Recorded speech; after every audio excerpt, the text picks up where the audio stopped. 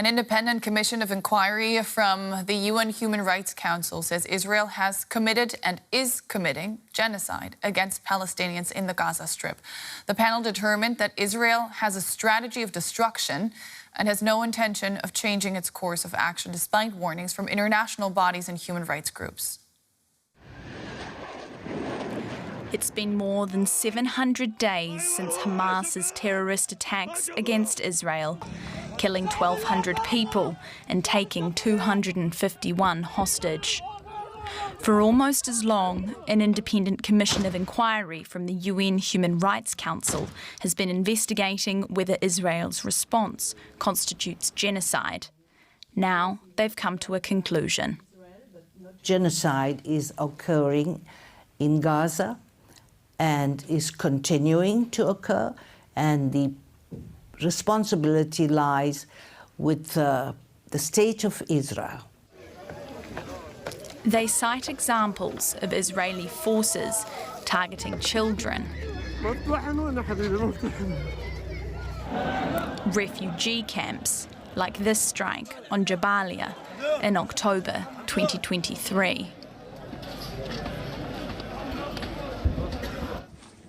And hospitals, like here at Al-Quds in Gaza City. They also detail a blockade of aid, water, electricity and fuel supplies, and a weaponization of starvation. All of this, the Commission says, violates 4 of the 5 genocidal acts defined by the 1948 Convention on the Prevention and Punishment of the Crime of Genocide, namely the killing of more than 60,000 people since the start of the conflict, the serious physical or mental harm, including the destruction of homes and displacement of 1.9 million people. Acts designed to destroy the population, including the destruction of medical facilities, educational, cultural and religious sites. And measures intended to prevent births, like the direct targeting of maternity hospitals and fertility clinics.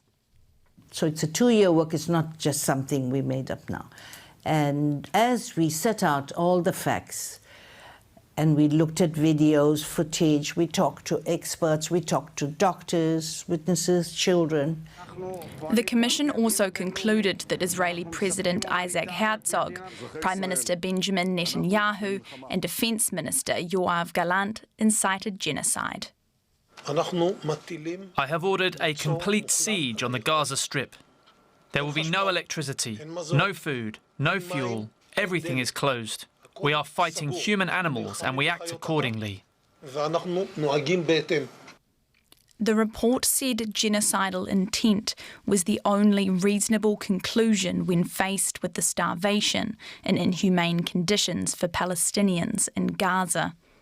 Israel categorically rejected the report, labelling it scandalous and fake, but it is in line with genocide scholars around the world. Janina Dill is the co-director of the Oxford Institute for Ethics, Law and Armed Conflict and joins me now. Ms. Dill, this UN Commission of Inquiry has concluded Israel has committed genocide in Gaza and is in fact still committing it. For those less familiar with international law, what exactly does it mean legally when a body makes such a finding? So genocide as a legal category is very narrowly conceived. What you basically have to show is that certain prohibited acts are committed with a particular special intent to destroy a protected group, here the Palestinians, in whole or in part. It isn't necessarily easy or even possible to distinguish a genocide from a campaign that relies on crimes against humanity like extermination or persecution. So it's quite remarkable when an investigation finds genocide. This is by no means the first investigation of Israel's conduct in Gaza that has come to the conclusion that there's a genocide here, but the UN context obviously suggests that this report should have particular resonance. And the report says Israel has committed 4 of the 5 acts under the Genocide Convention. How significant is that in your opinion from a legal perspective? And what does it tell us as well about the threshold for proving intent, which is key here? So the prohibited acts are actually kind of visible to the naked eye. That isn't the remarkable thing about these findings. Genocide always hinges on showing this particular type of intent to destroy a group. And the report here does two things. It relies on the statements of Israeli decision makers to show direct evidence of genocidal intent. But the more damning and more convincing part of the report actually tries to infer that there's this genocidal intent by looking at patterns of conduct. For instance, the almost wholesale destruction of medical infrastructure, direct attacks against civilians, specifically children, and the siege starvation of the civilian population. And the argument is that this kind of conduct foreseeably poses a risk to the destruction of the group, and that it really can't be explained except if this genocidal intent is one animating purpose. Israel rejects the report as scandalous and politically motivated. How should observers weigh the Commission's independence against the perception of bias in UN processes? This commission of inquiry is staffed with the most highly respected jurists, very experienced litigators. These litigators have presented 70 pages of empirical evidence and dense legal argument. If you respond to this simply with an allegation of bias, you haven't so much lost the argument on the defense, you have failed to mount one. The Commission's chair, Navi Pillai, explicitly compared Gaza to Rwanda in 1994, a case that she is very familiar with. Is that a fair comparison in your eyes? Yeah, so Navi Pillai was a judge on the first international criminal trial to hold a person to account for genocide, the Akayesu case. So she clearly knows what is required to show genocide before a court. I think it's important to understand that all genocides must have one thing in common. They must be animated by the purpose to destroy a group in whole or in part. But other than that, they may look quite different. And that's what comparisons between different genocides tell us, that they don't always happen through the same means. And I think it is actually useful for the public and for political decision makers not to have a single blueprint of genocide in their minds and then expect that every other genocide looks exactly the same. If genocide is established, what obligations do other states, especially Western governments, have under international law? Could they themselves be found complicit if they continue to support Israel, whether it be militarily or diplomatically? So let's be clear that third states' obligations under the Genocide Convention are not triggered at the point when a genocide is established. They are triggered when there is a risk of genocide, a serious risk. At that point, states must do everything in their power to prevent the genocide.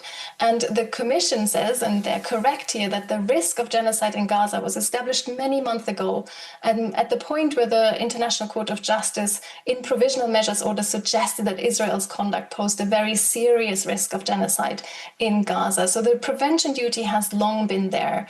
There's an additional possibility that states can be complicit in genocide when they're aware of the genocidal intent of Israel. And here this report is an important piece of the puzzle because it contributes to that reasonable awareness of third states. So we should really have seen a long time ago that states that are allied with Israel change course to condition any diplomatic, political, and financial support on a radical change in course by Israel in Gaza. South Africa's genocide case against Israel is, of course, ongoing at the International Court of Justice. How does this UN report intersect with or potentially even influence the ICJ proceedings there? So it is quite a different matter for a court to find that a state is responsible for genocide. There are additional jurisdictional and doctrinal hurdles for that to happen. That being said, I would very much expect that South Africa, in its future submissions to the court, will point to this commission report as one of the sources of evidence for Israel's conduct potentially meeting this incredibly high threshold for genocide. Navi Pillai, one of the authors of the committee, is also an ad hoc judge on another genocide case before the International Court of Justice. So she clearly has an idea of what it takes, what the evidentiary threshold is to show genocidal intent before the court. Realistically, what happens next? Should we expect political consequences for Israel, for its allies, or is this more likely to remain a symbolic finding?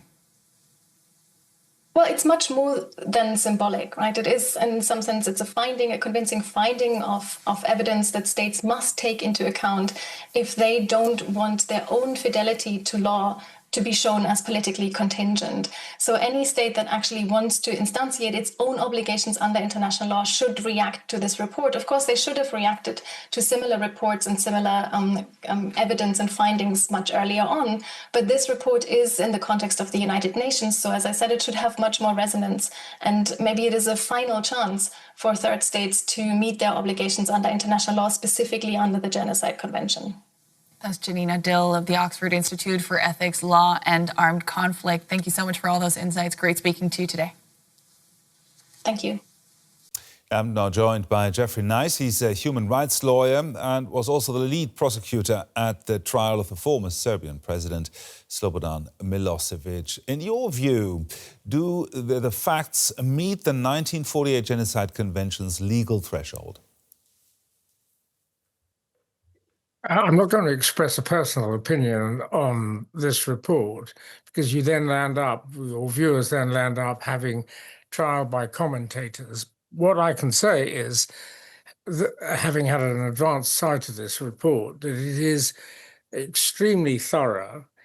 It is not just based on recent material, it's based on earlier material upon which the Commission reported publicly, so that people could assess the reliability or otherwise of the evidence on which they acted. That the methodology disclosed in the latest report leading to their conclusions about genocide seems to me to be impeccable, and therefore there is no reason why their report should not be accurate. These are people of great integrity and indeed of relevant experience, and there's no reason why you should suddenly expect them to be hostile to Israel or pro-Palestinian without cause. No cause is shown. These are people whose integrity is what lies behind their work, and their integrity should be taken seriously. This is a report that governments have got to take seriously. Now, Israel has slammed the report as distorted and fake. Israel's ambassador to the UN has said it has been authored by Hamas proxies. What do you make of those statements? Is the UN still neutral when it comes to Israel? I don't know how Israel can go on making these simple, bald allegations of the kind it does when it doesn't allow journalists into the country. It didn't allow the Commission, I think, if they'd wanted to go into the country. And it doesn't support these bold assertions by any factual observation. I know there's one example given, particularly quite a recent example in the evidence that the Commission relies upon about the first responders to an event at the roadside, where actually Israel was simply caught out lying in its first unevidenced defense to a particular action. So it makes unevidenced assertions of this kind, and we shouldn't take them seriously. We shouldn't say there may not be a defense. There may be a defense. Of course, Israel, in order to justify the things it's done, should have a paper trail of decision-making from the president, from the prime minister or from the military chiefs downwards, which it should disclose to all of us to justify what it has done and the proportionality of what it's done. It hasn't done that. And therefore, what you have on the one side is a highly reliable report, or a report that has no reason to be doubted, and on the other, unevidenced assertions. And there's a further point, but you ask me your next question and I may come back to it. Okay. Do you think that this will actually make any difference in the way Israel's conducting the war in Gaza? It'll only make a difference, and this is the third point I was going to make.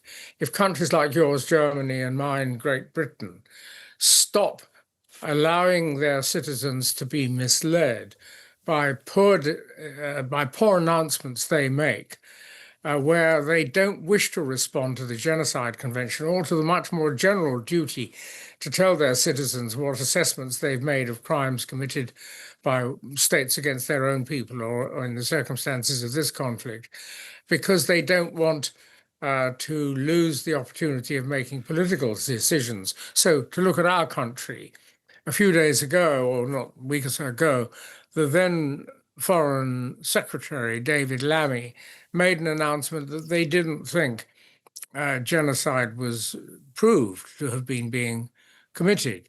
He provided no detail. there was no explanation. It was just a similar bald assertion.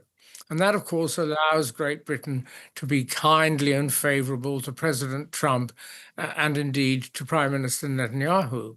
What we now need from countries like mine and countries like yours, I hope, is for the governments to say, this report is one we accept, or if they want to say we don't accept it, to set out in detail why not, so that commentators and, more important perhaps, journalists like yourself can look at the contrasting arguments, present those contrasts to your viewers and let your viewers decide whether countries such as yours and mine are just obscuring the truth for political reasons. Now, what are the legal consequences now for Israel or for any individual in Israel's government, especially if we're looking at the ICC or the ICJ? Well, the commissioners have referred their content to the ICC, and in addition to the two people already subject to arrest warrants by the ICC, we now know rather interestingly and disturbingly that the President Herzog himself is the subject of a determination of incitement to genocide by the Commission. So the ICC will have more information that it can act on in order to impose, if it so decides, or rather to seek and then to have granted arrest warrants, which would expose individuals to risk. But the power of the report doesn't stop with reference to the ICC, because governments that have jurisdiction over crimes like genocide and war crimes and crimes against humanity, such as our government, is also being alerted to the involvement in those crimes, or the possible involvement in those crimes, of companies that provide weapons to Israel, of companies that provide material and machinery that enables Israel to commit what the Commission finds are genocidal acts in destruction of property and in forcing people to move and so on and so forth. And so there are other ways, national jurisdiction ways, in which those who may be complicit in genocide or who may have incited genocide, all sorts of things, can be brought to account. But what that will need is a determination by governments, such as yours and mine, to take the international humanitarian law seriously and not to put in front of it their desire to bend the knee to long-standing allies, such as the State of Israel, or to frightening presences like Mr. Trump. Geoffrey Nice, human rights lawyer. Thank you very much.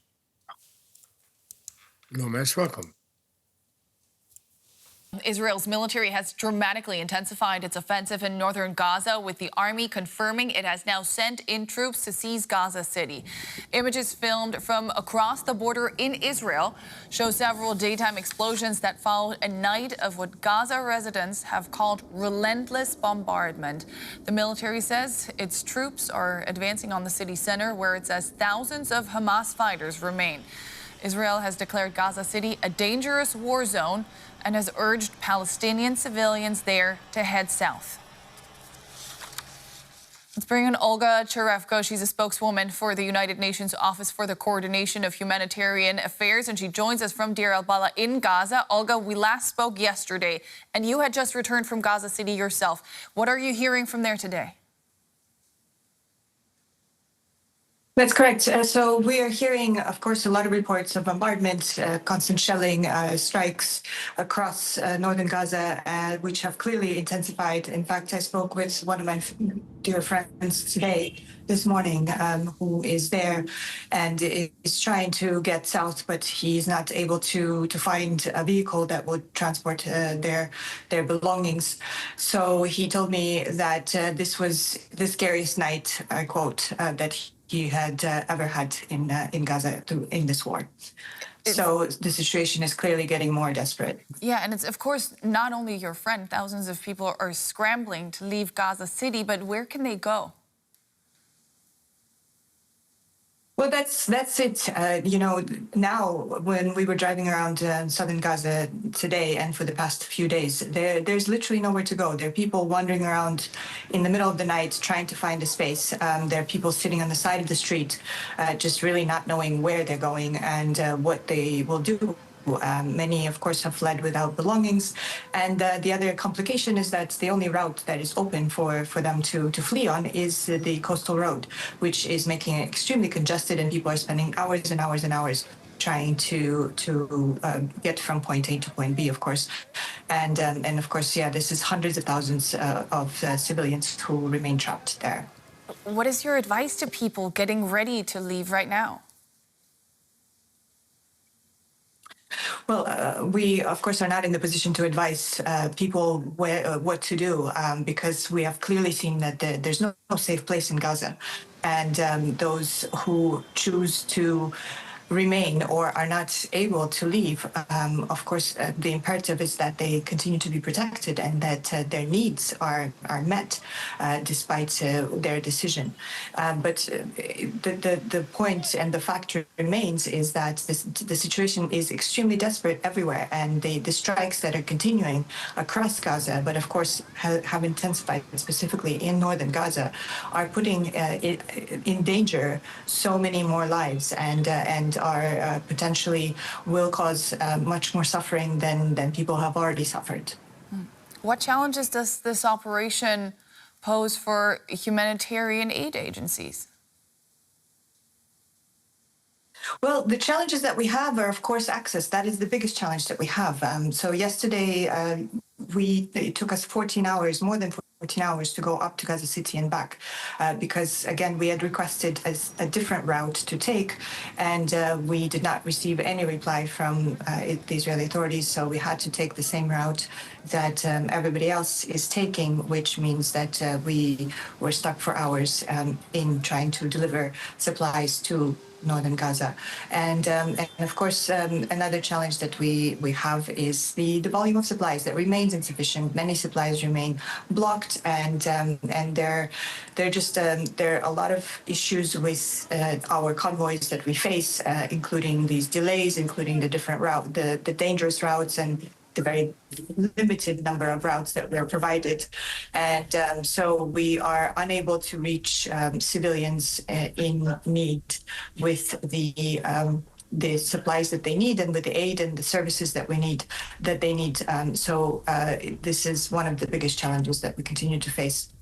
The Israeli military says it will take them several months to take full control of Gaza City. What's your biggest fear as you watch this operation get underway? You know, my biggest fear is that we will see something that we have never seen before, because the situation, every time we think it has hit rock bottom, it continues to deteriorate worse and worse and worse.